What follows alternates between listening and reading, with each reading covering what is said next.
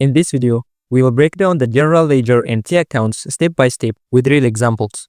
If you have just learned journal entries, this is your next step. You will see how entries are posted, how we track each account's balance, and how it all connects in double entry accounting. I'll explain it in simple and clear way. Let's begin. So, what exactly is a general ledger? A general ledger is a record of all past transactions of a company organized by accounts. It holds all the accounts such as assets, liabilities, equity, income, and expenses in one organized place. Think of it like the main book where we keep track of everything. Anytime a transaction happens, it gets posted here. That way, we can always see the current balance of each account. So, why it is important? Because it helps us stay organized. And instead of digging through every journal entry, we can just look at each account's history and the total. Here is a simple way to think about it. The journal is where we first write what happened. The ledger is where we sort everything by account. And that's how we keep our books clear and easy to read. Now, let's talk about something super useful, the T account. A T account is a simple visual tool that looks just like the letter T. It helps us see what's going in and out of an account. On the left side, we record the debits. On the right side, we record credits. It's like splitting the account into two clear parts, so we can track each change step by step. T accounts are especially helpful when you are first learning. They let you see how journal entries affect the accounts. For example, if we debit cash, we write it on the left side of the cash T account. If we credit rent expense, it goes on the right side of the rent expense T account. Using T accounts make it easier to follow the logic behind every transaction and to check that everything stays balanced. Now, here's how everything connects. Every journal entry gets posted into the ledger. That means we take each part, the debit and the credit, and move them into their matching accounts. Let's say we made this journal entry. To post it, we go to the cash account in the ledger and write $2,000 on the debit side. Then we go to the capital amount and write $2,000 on the credit side. Each account now shows the change that happened, and this is how we keep track of every balance over time. Let's look at the first example. The owner invests $2,000 into the business. So here's the journal entry. As you see here, the cash is increasing. So we debit cash with $2,000 and we credit owner's capital, which is also $2,000 because owner's capital is increasing, and this implies that owner's capital must be credited.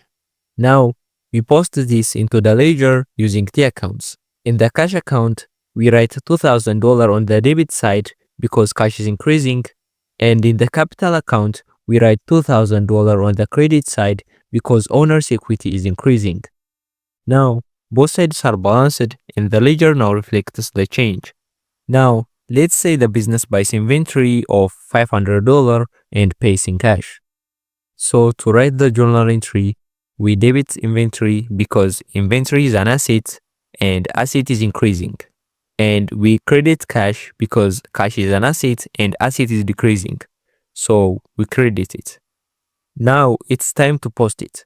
In the inventory account, we record $500 on the debit side because inventory is an asset and it's going up. In the cash account, we now record $500 on the credit side because cash is going out. So here, the cash account now has two entries, a $2,000 debit from the owner and a $500 credit for this purchase.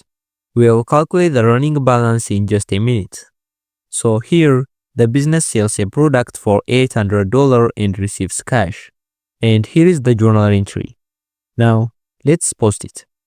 In the cash account, we record $800 on the debit side because cash is increasing again.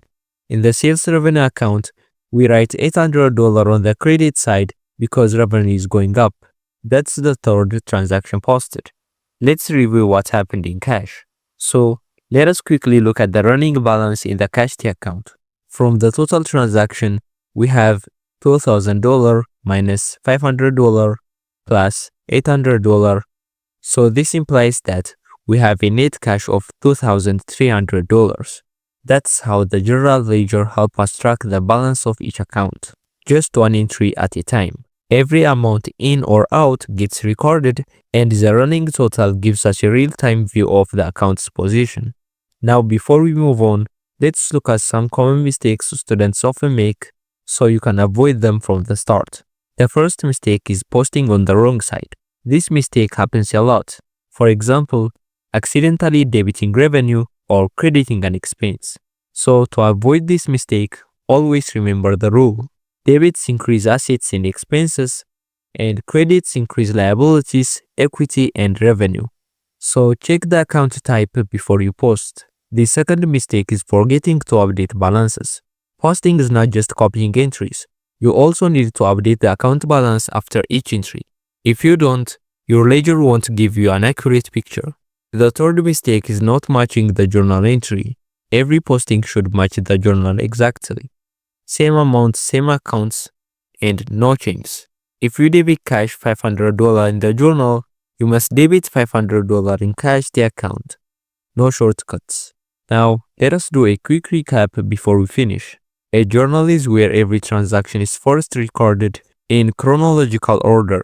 A ledger is where we organize those transactions by account. The account is a simple tool to help visualize debits on the left and credits on the right. Posting means transferring each part of a journal entry into the correct ledger account. And once you know how to post journal entries to the ledger, you are ready for the next step in accounting, the trial balance. And I will cover this topic in the next video. If you find this video helpful, give it a like and subscribe for more clear accounting lessons. And see you in the next video.